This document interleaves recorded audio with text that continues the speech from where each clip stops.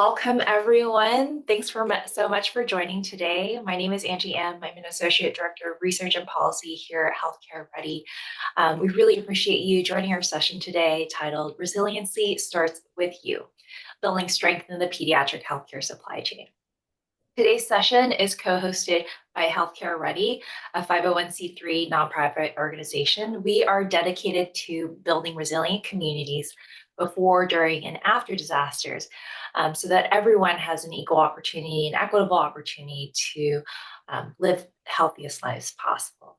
So I'm pleased to be here today with you all. I know your time is valuable to us, and we just thank you for making this time to join this session today. More than 100 folks have registered, so really looking forward to an exciting discussion with our speakers and with you all today. Throughout the session, please feel free to come off mute, raise your hand, drop a note in the chat. We welcome that engagement throughout the next hour today. And without further ado, I am pleased to introduce Kevin McCauley, Chief Operating Officer of the Pediatric Pandemic Network. Great. Thanks, Angie. Sound check. You guys still hear me okay? Okay. Good. Thank you so much. Normally, I'm not caught in a vehicle to do my presentations. However, this is just the way it worked out today. So thank you for bearing with me. By way of introduction, my name is Kevin McCauley. I serve as the Chief Operating Officer and Director of the Pediatric Pandemic Network. And the PPN, for those that aren't aware, is a national network that's really formed through a collaborative gathering of deeply involved children's hospitals, which we often term as our hub sites, other children's hospital partners, and individual subject matter experts in areas like pediatric disaster medicine and pediatric disaster science. And we work in partnership in the PPN with a variety of association partners, such as Children's Hospital Association, AAP, Pediatric Trauma Society, and of course, what brings us here today, our partners at Healthcare Ready. For a bit of background on the PPN, we were actually recently, 2021 funded out of Health and Human Services, HRSA, Health Resources and Services Administration. We actually reside within a part of HRSA known as the Maternal and Child Health Bureau, and we are actually sister or direct sibling agencies with the EMS for Children's program and the EMS for Children's Improvement and Innovation Center. So the PPN is a part of this continuum of care that actually begins with everyday emergencies of one that take place across the nation in our community hospitals, in our rural and many other areas, and within our EMS agencies. But we take that foundation of everyday readiness to start to dig in and work with children's hospitals to serve as leaders in developing disaster readiness, response, resiliency, and research really across the nation for disasters and other global health threats. And some of you may be familiar with the ASPR, another division of HHS-funded pediatric disaster centers of excellence, such as the RAPM, Gulf 7, or Region 5. And we work in close partnership with these agencies as well to bring pediatric expertise to emergency management and conversely, to bring emergency management to pediatric healthcare delivery. You know, one of our key partners in this work absolutely is leading this effort, and that's Healthcare Ready. They've taken on a critical role in the Pediatric Pandemic Network by leading a supply chain task force and engaging in a number of projects with goals to include things like improving mitigation for supply chain disruptions, that might impact children's hospitals. And it's very clear that this work is absolutely essential because I mean, even as we look back just over the past 2 years, not just in disasters, but in everyday formula shortage, nirsevimab issues, Bactec blood culture shortage, and this current shortage that is still being worked, which is the IV and fluid shortage as a result of Hurricane Helene. Listen, folks, this is our new reality, is mitigating supply shortages on a good day, much less a disaster. So in partnership with Healthcare Ready, the PPN, we're really committed to identifying and implementing effective strategies that will enhance our ability to respond to future crises, focusing on pediatric patients and really working to mitigate any care interruptions that may take place as a result of these events. And today, frankly, is a critical milestone in this junction. This is a really important initiative as we convene this first virtual session to really focus on resiliency in pediatric healthcare. And so we encourage you to actively participate, share your insights, engage with the other participants, and really start this exploration of ways that we can strengthen our collective response to future challenges. So reporting here from in my pickup truck, I hope that went over well. Back to you, Angie, and I look forward to the meeting today. Thank you so much for the welcoming remarks, Kevin. I think it's so true what you said. This is our reality today. Mitigating supply shortages is a good day. We need to be able to do this well, be able to know who to reach out to, and disasters, it's just another thing on top of the everyday that we're dealing with. So really appreciate the work that you and PPN is doing all across the board, and grateful to be partners with you on this. So without further ado, I'm pleased to begin introducing our speaker today, Mike Schiller. Before I do, I'd like to share just a quick icebreaker for everyone to reflect on as we dive into the session today. So there are 2 questions here, but I want everyone to really be thinking about this second one at the bottom here. If you could fix one thing I know, but only one thing for this exercise in the pediatric healthcare supply chain, what would it be? We'd love to know, if you wouldn't mind just dropping your thoughts in the chat throughout this session, and we'll come back to it as we go to the Q&A session today. Now, I'm excited to introduce Mike today. Mike is the Executive Director for the Association for Healthcare Resource and Materials Management, or ARM, a professional membership group of the American Hospital Association. As the organization's senior leader and subject matter expert, he brings over 35 years of healthcare supply chain experience to this role.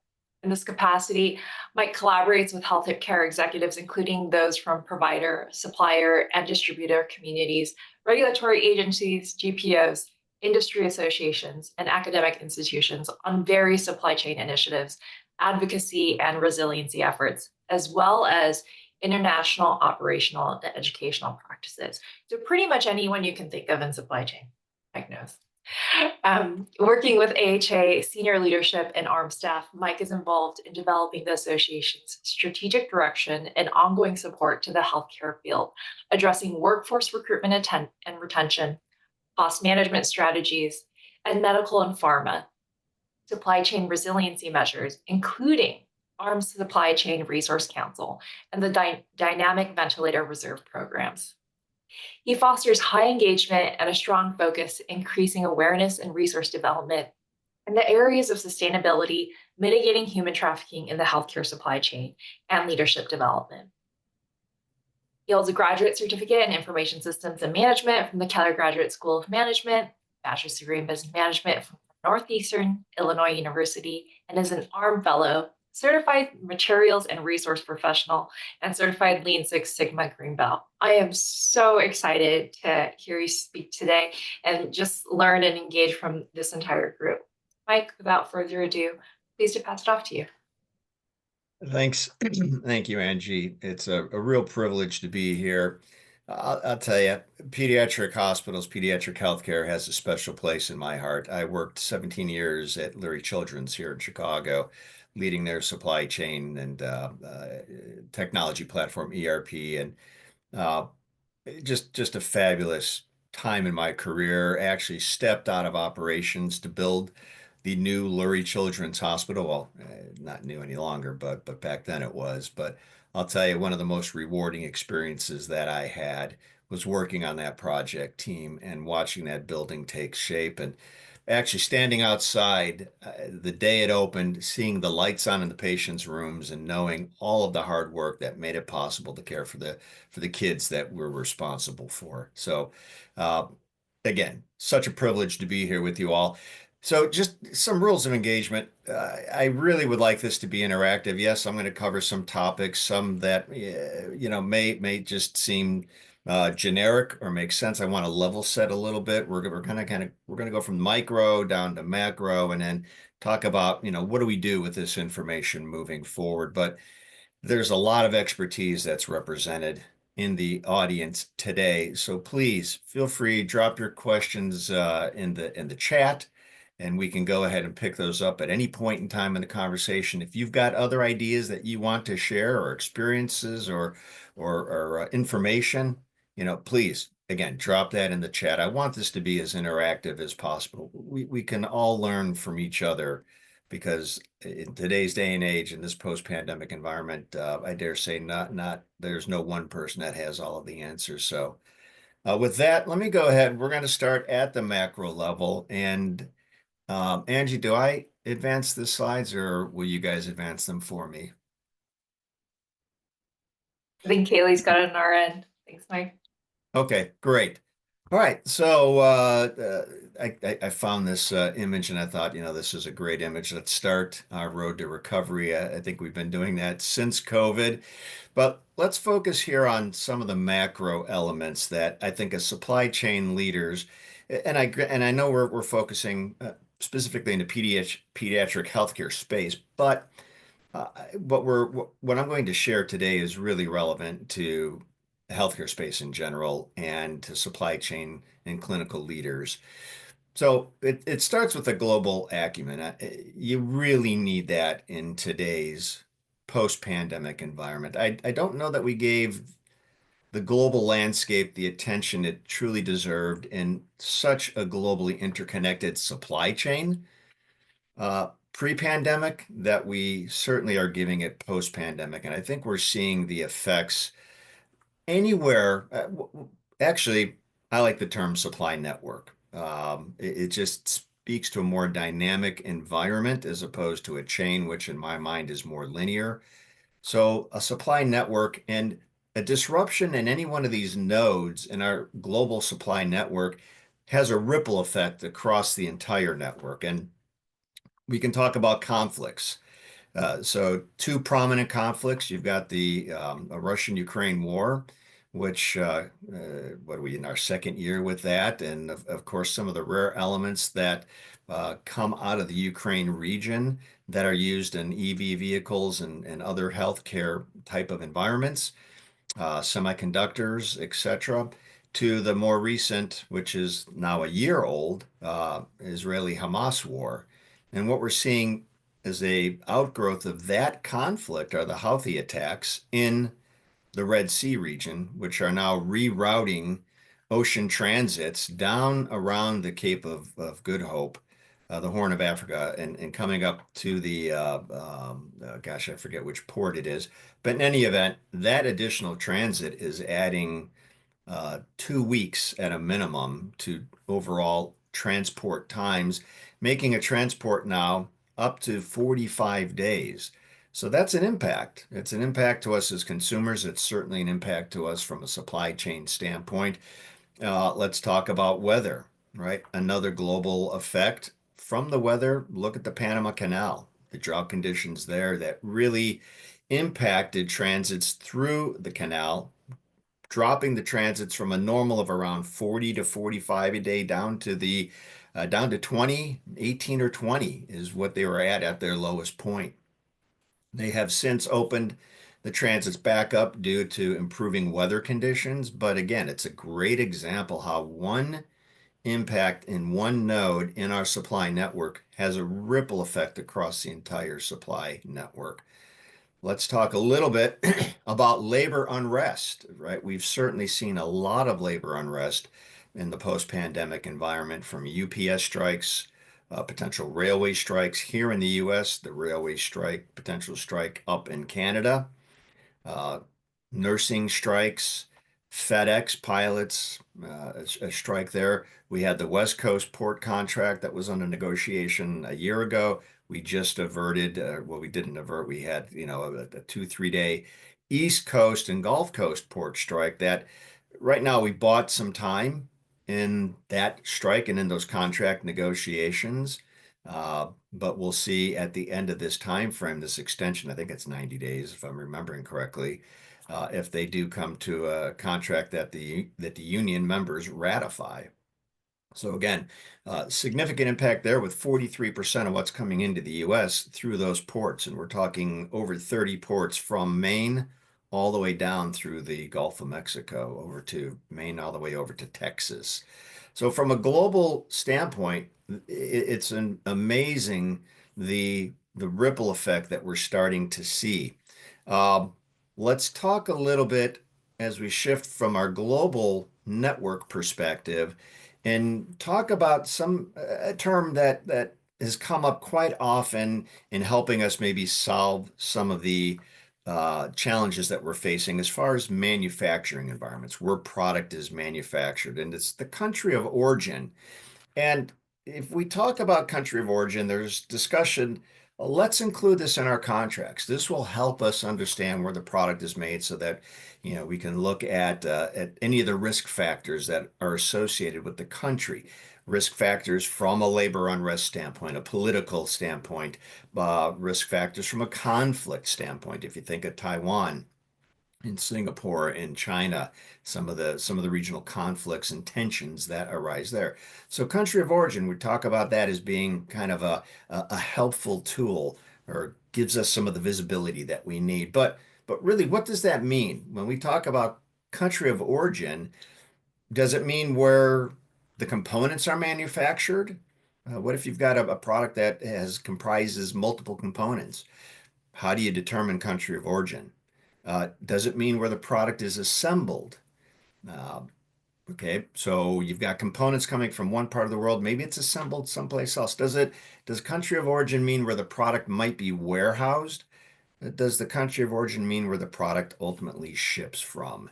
So as we begin to think about country of origin and the benefit we believe it will bring to contract language and some of the visibility that we struggle with in today's supply chain world, I don't know that country of origin is going to give us the visibility that we really are requiring, the transparency, the upstream transparency when we begin to discuss tier 2, tier 3, tier 4, all the way up the spectrum to raw material acquisition, right? We want that transparency. And so country of origin is going to help us with that.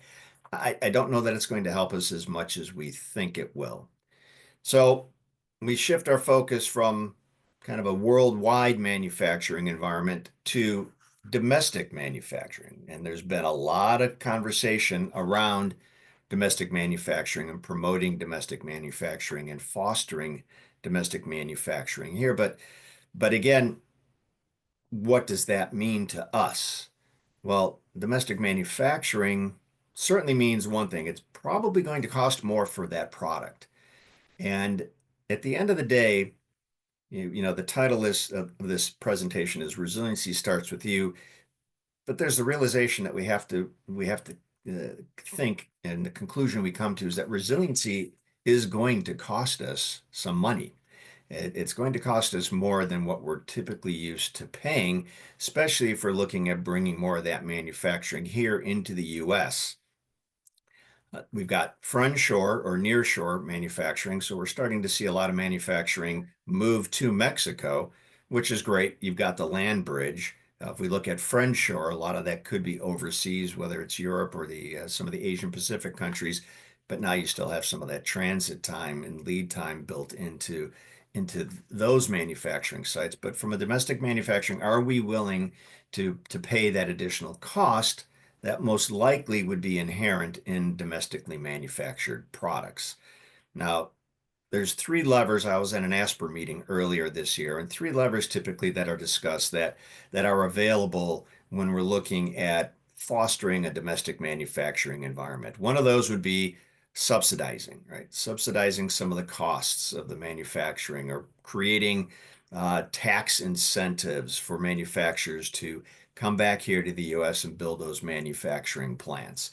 The other lever would be incentives, incentivizing the purchase of domestically manufactured product. And CMS has a program that's in place right now. At AHA, we've had several conversations with them as they look to refine that incentive program to incentivize hospitals who purchase a certain percentage of PPE from domestically manufactured or domestic manufacturers. One of the challenges there is all of the components have to be manufactured here in the US. And again, we don't have a lot of visibility or transparency into the components that go into making up these different products, and if indeed all of these components are manufactured here in the US.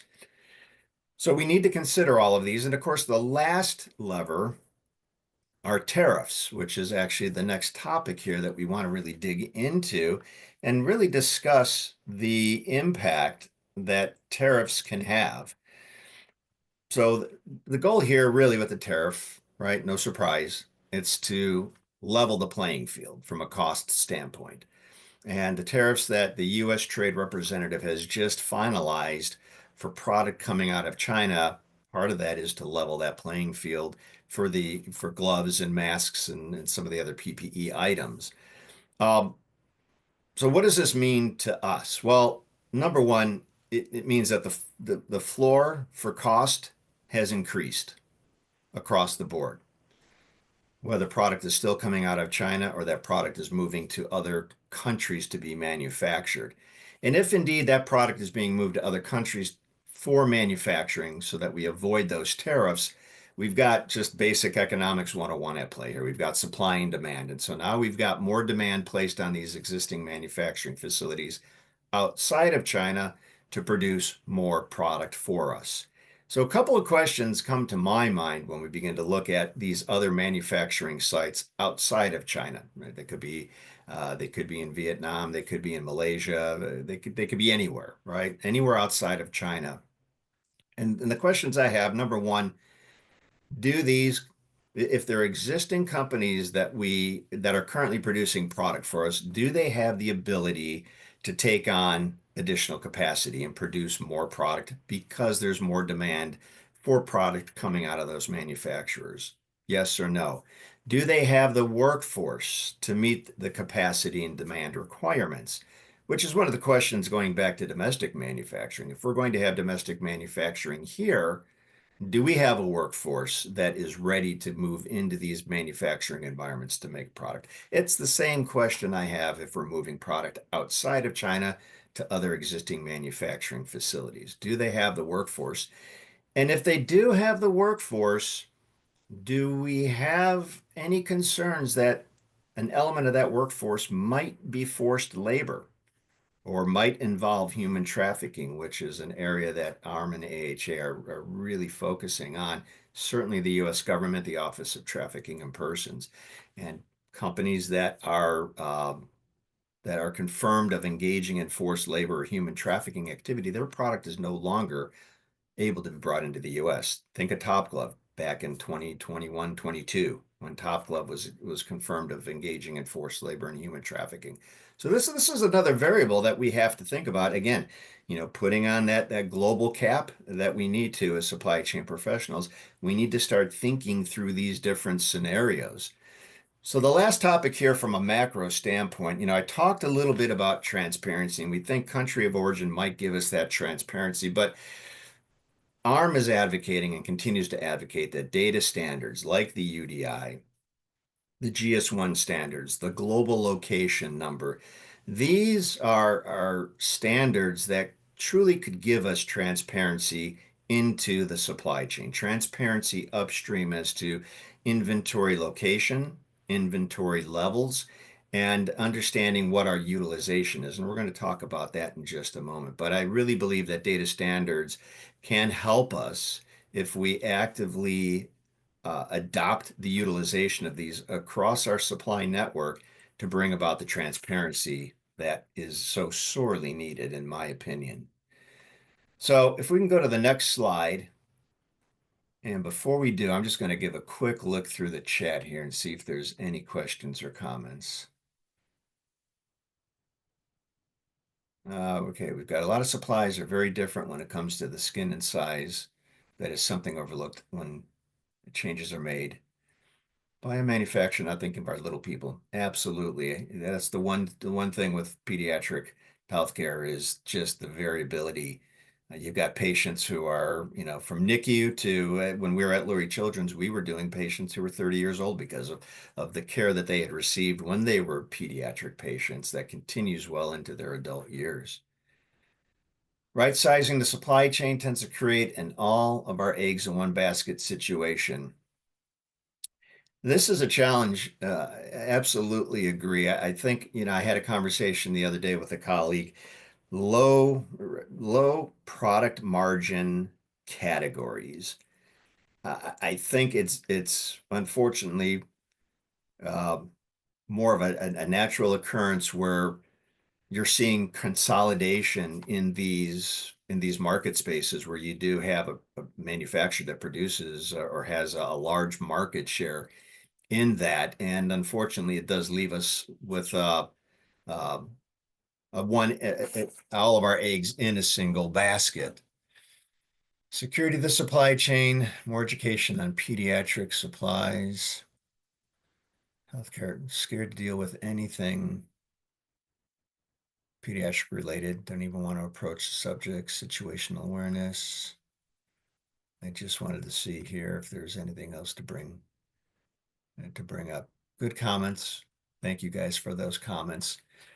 Let me jump into the micro, right? So we spent some time talking globally here. Let's jump down into the micro, and we're going to talk about the ABCs of risk analysis. So this is where the rubber starts to meet the road here.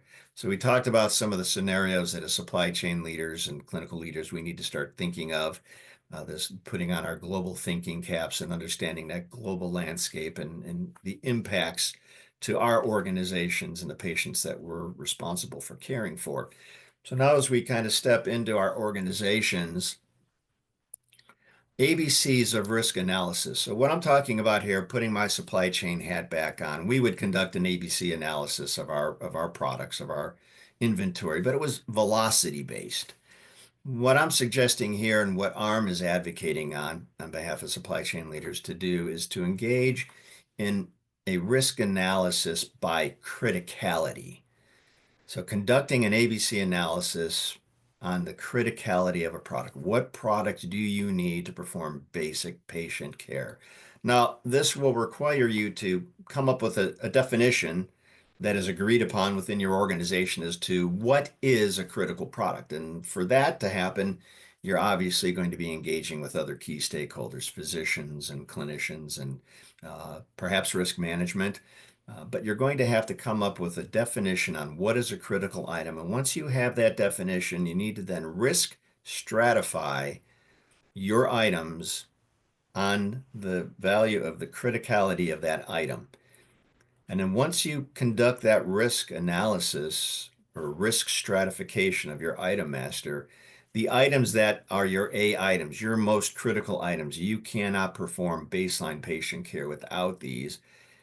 What's your plan of action for those A items? Right? What's your strategy? What does that look like? So some of the strategies are going to be multi-source contracts, moving away from a single source contract and looking at multi-source contracts. Again, as we talked about resiliency, so there are additional costs if we do want to be resilient in our supply chain tactics, and multi-source contracts do raise the price because we do not have that as it was said earlier, all of the eggs in one basket. We don't have a 90% commitment with a single supplier that gives us the best pricing. We may now have 50-50 or 40-40, whatever that might be. So we might see some cost increase by utilizing multi-source contracts.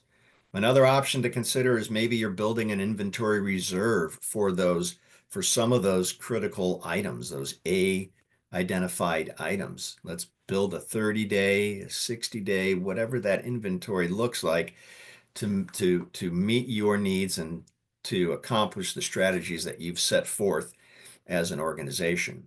Another topic that we're going to get into in just a bit is clinical practice and identifying current clinical practices.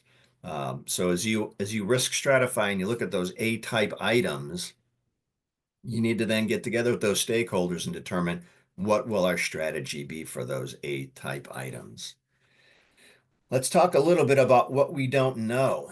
And what I mean by this is really truly understanding your utilization. How do you do this? And why would we want to do this? So utilization, let's go back to COVID days. Everybody, this might cause PTSD, so I apologize in advance, but burn rate, right? That was the term, burn rate. What's your burn rate? What's your burn rate? What are we utilizing? How fast are we going through product? How many days of inventory do we have on hand? So understanding your utilization is a part of a key strategy in determining how to right size your inventory, certainly as you risk stratify those A-type items. And not only does it help you from a planning standpoint, but think about it moving upstream. So the term demand planning, understanding our true utilization gives us the ability to move from a historical par level inventory management practice to demand planning that really matches the inventory on hand with what we're currently using and sharing that information upstream. I'll go out on a limb here. And I'm not sure if others will agree, but I think visibility in this post-pandemic is impossible.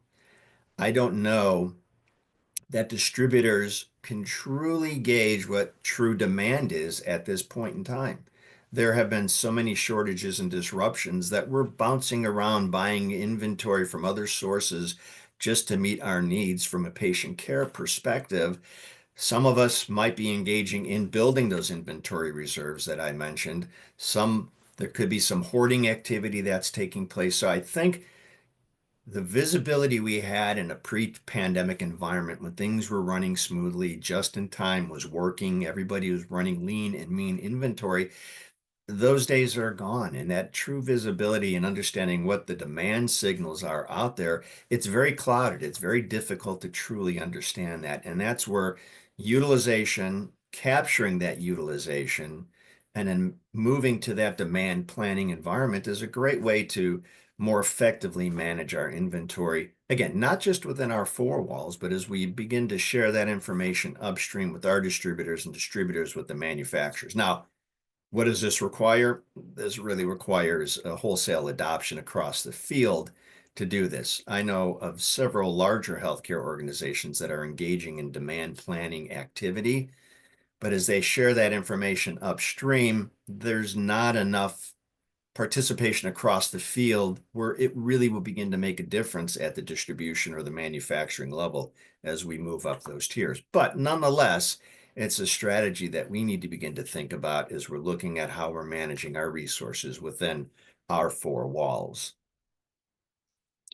Cut the waste. Let's face it, there's a lot of waste in healthcare, and there's really no reason to explore how to reduce some of that waste when you have inventory that is always available. But if you go back to the early days of COVID and you talk about the Vacutainer tube shortage, if you look at the GE contrast media shortage, if you look at the BD Bactec shortage, if you look at the current Baxter IV solution, in every one of these examples and other shortages that we've experienced in this post-pandemic environment, we have been able to identify waste in our workflows. And that really gets into this clinical practice review. I'm just going to jump to the next topic and kind of blend these two, or I'm sorry, the last bullet point here, practice, practice, practice. When we begin to engage in a clinical practice review on how we utilize these products that are scarce, short in supply, we don't have enough that we've typically had in the past. So how do we manage these? That clinical practice review typically identifies waste. It's not waste that we're just what's the term I'm looking for? That we really don't care about. We just never really thought about it because, again, we had ample inventory. But now, when we've got scarce resources, we're looking at how do we conserve the little bit that we have, and you begin to identify some of those practices that you question. Do we really need to do this? I think one great example that I'm reminded of was with the Vacutainer tubes. One healthcare organization, 5 o'clock every morning, every patient got blood work drawn, regardless. And they began to look at that and say, why are we doing this? Why are we drawing everybody's blood at 5 o'clock in the morning? And so they scaled that back to just the patients where the clinical reasons were necessary to draw that patient's blood. And just that simple move reduced utilization, and conservation strategies extended the inventory that they had on hand. So that clinical practice review and cutting the waste, those are kind of a great 1-2 punch. And it's something that we certainly see in every one of the shortage situations that we've encountered post-pandemic. And what's interesting is the clinical practice reviews and clinical practice changes that were put in place during that shortage typically have remained in place once the shortage situation has been resolved. And so we're seeing lower utilization of product because we're being more efficient in how we're utilizing that product. So great 1-2 punch there in reviewing your clinical practice and cutting out the waste and extending the inventory that you do have. So let's talk about the all-important clinically acceptable product versus clinically preferred product. Pre-COVID, clinical preference ruled the day. This is the product I use, this is the product I want, and we were able to get that product. We saw a tremendous shift during COVID to clinically acceptable products. It wasn't what I was used to using, it wasn't what I prefer to use, but it was a product that I could use to deliver the care that I needed to deliver to my patients. We're seeing a shift back to clinical preference. I really would like that product that I prefer to use. And so how do we balance clinically acceptable products with clinically preferred products? And this is really important. And I think that as we look at clinically preferred versus clinically acceptable products, we need to begin to look at how do we build out our product substitutes. So going back to our risk stratification discussion, another one of the strategies are substitute products and identifying those substitute products that we can use if our clinically preferred product is not available. Now, during COVID, we were pivoting at any point and any time to make sure that we could get the product and have it on our shelves for our clinicians and for our patients. Wasn't the right time. Trying to educate, trying to determine clinically acceptable and getting approvals in the midst of a pandemic is not the right time. But now might be the right time. Now might be the time to work with your clinical partners, to work with your risk management team, to work with physicians and identify some clinically acceptable substitutes, get those approved, whatever that approval process might look like for that product, and then have that in your item master. And that could be part of the multi-sourcing contracting that we talked about, uh, or it could be just within the same manufacturer, but another product that you can use. But at the end of the day, part of building that resilient supply chain within the four walls of your organization and with your key trading partners is to identify those clinically acceptable substitute products and having those ready to pivot to the moment the clinically preferred product is not available. All right, so let's jump one more slide here. All right, so let's just talk about the community here. And what I mean when I'm talking about the community is how many of you work with your risk manager on a regular basis? I don't know, I guess you could raise your hands or put a thumbs up if that's possible. But my experience has been that it's not too often. I can tell you when I was in the hospital setting, I probably met with my risk manager twice a year, and it typically had to do with either a lawsuit or a product recall. But when I start to talk about the community, this is really beginning to work with others, right? I say this all the time, but nobody does silos better than healthcare, but it's time for us to break those silos down and start to work with some folks that we may not have considered working with so closely in the past, but definitely need to now, given the global environment that we're facing, the constant barrage of shortages and disruptions, and identifying risk stratifying inventory and identifying clinically acceptable products. Risk management, we really need to begin to work much more closely with our risk manager colleagues in every one of these strategies that we're beginning to discuss and determine as we're moving to different products, different manufacturing sites, whatever it might be that you're engaging in to build a resilient supply chain. And so to that end, I don't know if I have the ability to share my screen. I'm going to try. No, it's not turned on. Well, Julie Abrams has a couple of uh, uh, it's an ERM, it's an enterprise risk management grid. And this is something that we developed in conjunction with our partners at ASHRM, which is the American Society for Healthcare Risk Management. And basically, it's just a simple grid. And up at the top, you've got different key categories: operations, hazards, legal, regulatory, strategic, and reputational, right? So whatever those categories are that you want to populate, and then you begin to just put what those risks are in each one of those categories. And so one of the examples has a pre-populated grid. The other example is just a blank template for you to use.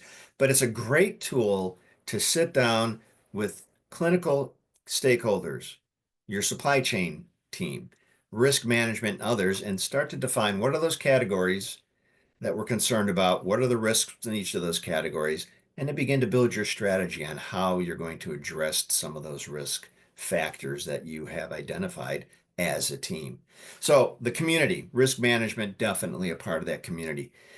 Tabletop exercises. I'm not sure how often we've engaged in these. I don't know that we've had a lot of bandwidth, to be perfectly honest with you, to engage with these, but coming back to a tabletop exercise, some scenario playing, some modeling around certain situations. And the community here could be just a tabletop exercise within the healthcare organization itself.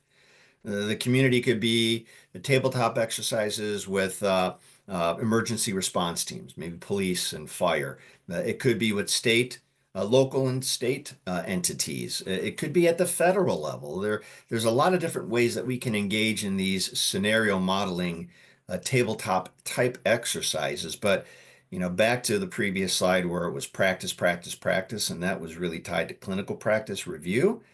Practice, practice, practice in these tabletop exercises helps us to identify some of those areas where we might not be as prepared as we think we are. And I'm going to go ahead and close with this. There was that shooting in Las Vegas a few years back. It was a large concert, and there was a shooter, and it was just a horrific situation.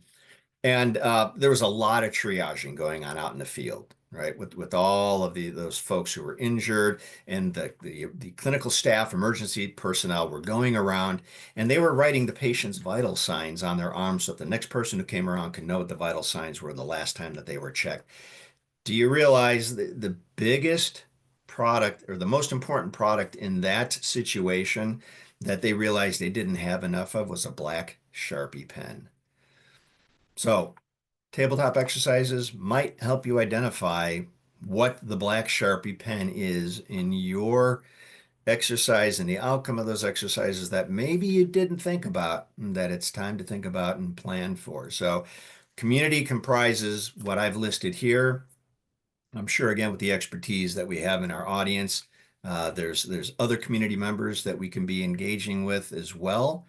But just again, some food for thought for the audience here when we begin to extend out after we've done our global review, we've done our introspective review and within the four walls of our organization and say, okay, as we move back out, how do we strengthen a resilient supply chain beyond just what we're doing in the four walls and expand that to include trading partners and other community members. So with that, let me go ahead and wrap it up and move to a Q&A session. Angie, let me turn it back over to you. Oh, Mike, thanks so much for going through all these topics. I think there's so much that you covered, and in every supply chain conversation, it's like this, right? From the micro to the macro to the micro and beyond. I just want to thank you again for walking us through all of these bits here today. I'm going to kick us off with a brief question here, and I want to open it up to the audience to, if you have questions, feel free to drop them in the chat or start raising your hands and we'll go through the queue. But just to start, Mike, I think, with audiences like this, like we have so many people coming from so many different departments and positions on the call today. You mentioned the framework that you've been able to create through SHARM. If there was one kind of recommendation or tip that you would have for someone who works at one of these hub sites, but maybe isn't as involved with their supply chain team yet, but wants to be, what would your recommendation be for those folks to engage more with all these different departments and across their health system? Yeah, that's a great question. I'll tell you, supply chain's been front and center the last 4+ years. It's been in the news, and we already mentioned it earlier. And we talked about the new normal, right? Kevin told us this is the new normal, and it is. It absolutely is our new normal. So I think taking advantage of the press that supply chain has received, the importance that it's attained, right? As a supply chain leader, a lot of times we're just viewed as the folks who place the orders and put the product on the shelf. But I think that, this is an opportunity for us to play the strategic card and how a strategic supply chain benefits the organization. And so my recommendation would be maybe use this tool. Maybe this is a great way that this enterprise risk management tool just to say, look, we're dealing with yet another single point of failure shortage with the BD Backtech situation, right? One manufacturing facility, the Baxter IV, one US manufacturing facility. You know what, gang? How do we get ahead of this? Right? I've got this grid. Let's get together. Let's talk. I know we haven't really engaged a lot in the past, but I think the time is now for us to be more prepared and maybe identify what some of those risk categories are, engage in that risk stratification, get out ahead and build that roadmap for your organization. What does resiliency look like for us? And I think that's a great conversation starter. And again, with the shortages that we're facing, specifically these two most recent ones with the BD Backtech and the Baxter IVs, I'd be surprised if folks said, "Yeah, I'm not interested." Yeah, I love that question, for any team to be able to start with, okay, guys, within our four walls, what does resiliency look like for us? Yeah. So really appreciate that. I see a question from Patricia. Patricia, feel free to come off mute if you're able to. Yeah, thank you very much. Terrific presentation, a lot of food for thought as far as that's concerned. As a former EMS director in coordinating resources that were involved in shortages in terms of, pandemic and also, H1N1 as far as that's concerned, as well as mass casualty. Where do you think a role is for interoperability? In fire and EMS, it is extremely important for our communications to be interoperable so that we can plug and play, and that no matter what device you are using, it can still perform the same function when it is needed, yet give stakeholders choice. In terms of the fluid situation, there's a lot of proprietary products that have special connections and those types of things. I mean, is there an opportunity to really put out a standard spec, around some of this to resolve some of these issues, especially in a highly vulnerable supply chain population like pediatrics? Yeah, that's a great point. So let me start with the first aspect there, interoperability. That's the Achilles heel. I think just and that lens or that contributes to our lack of transparency. The fact that we don't we talk about a supply chain control tower, but we really don't have that. And back in COVID, when everybody was asked their burn rate, HHS was requiring hospitals to send their utilization, their days of inventory on hand, and they were requesting that 5 days a week. And hospitals were like, this is taking us multiple hours to calculate this. We can't do this. We've got to get product into the hospital. We've got patients to care for. So they backed it down to 3 days. But I'll tell you, the lack of interoperability and the ability to pull that information very easily out of our systems and share that information, or to just automatically have that information uploaded through an HL7 interface or whatever other type of exchange, uh, it's definitely an Achilles heel and something that I'd like to see us focus on. Regarding just standard connections and more of a standardized approach and moving away from proprietary products, um, great idea. I don't know what we can do, to be honest with you, to move from the current proprietary environment to that standard connectors, standard tubing, just standard products approach. In a free market system, again, I'm not sure what abilities we would have to move manufacturers away from proprietary to more standardized approach. What I can tell you is in conversations that I've had, it really doesn't address your question specifically, Patricia, but one of the things I'd like to see us do, and hopefully we're going to bring a work group together to do this, is to identify those other single points of failure that we don't know about. And I really don't want us to find out about it until we don't have product. So, how do we find those device categories, product categories where a manufacturer has a majority share of the product of the market? And let's understand their manufacturing capacities and where their manufacturing exists. And then let's, again, applying a risk strategy or a risk profile, determine what that risk profile is, and at least get that out to hospitals as a as a resource for supply chain and clinical leaders to begin to look at and understand how exposed am I. So for an example, let's say we look at 10 different product categories that we define as critical. And we identify the major manufacturers in those 10 categories. And now you as a hospital, you're looking at that list and you're saying, oh my goodness, I buy from 7 of these manufacturers that have the lion's share or a majority share of the market. I'm really exposed if something happens to that manufacturing facility or that product line.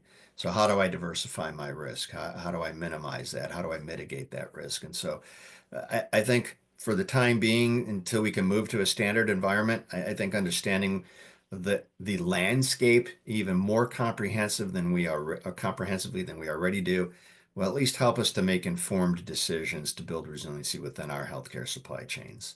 I hope that helps. Good question, Patricia, and thanks so much, Mike, for those insights on how we can approach that. I'm really looking forward to hearing more about the working group and what comes out of that, because this is a reminder, I think, just being here in this group today, which is we have so much information amongst ourselves, within our organizations and within our teams, being able to come together in conversations like this to talk about it is so powerful. So I really appreciate all the insights and information that you shared with us today. Yeah, no, the pleasure's all mine. So I see somebody here says that they work more at the VP of Operations and Risk Management, and that's very typical. One thing I can tell you that we're seeing, our supply chain leaders are asking for meetings with the supply chain leader on the supplier side. typically we're meeting with account representatives, and not to minimize the role of the account representative, but supply chain leaders are seeing more value meeting with their counterpart at that supplier or that manufacturer, because there could be some dynamic dialogue that takes place, and it gets to where we can gain some of that upstream visibility that right now is still beyond our reach. So that supplier, that VP of supply chain at that supplier or at that manufacturer might have some visibility upstream regarding some of their plant locations, plant maintenance, whatever it might be, that can give us some intel, again, to help us inform and take a bit of a more proactive as opposed to reactive approach. So when we talk about the community, right, that would be part of the community that I would encourage supply chain leaders, clinical leaders to begin to meet with their counterparts at the supplier, manufacturer, and even the distributor level. Let's face it, distributors are making a lot of self-manufactured products, a lot of kits, custom packs. And so a good exercise or a good conversation to engage in with your counterpart at those organizations. There's so many stakeholders involved. Really appreciate us thinking about like, who are all the folks that we can band together with. Mike, you've been an incredible, source of insights for us in these perspectives today. Thank you so much.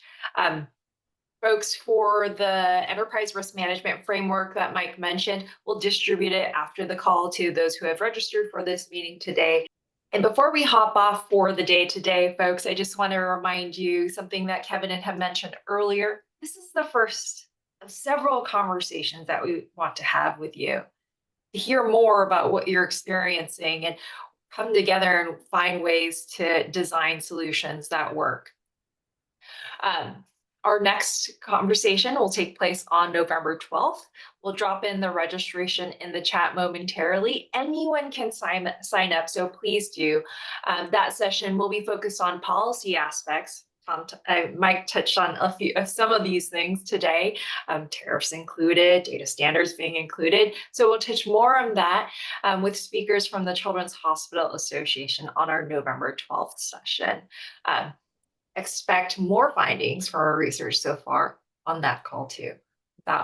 With that being said, I just want to thank everyone again for making the time today to join this conversation. And we hope you have a great day, and we'll see you on the next call.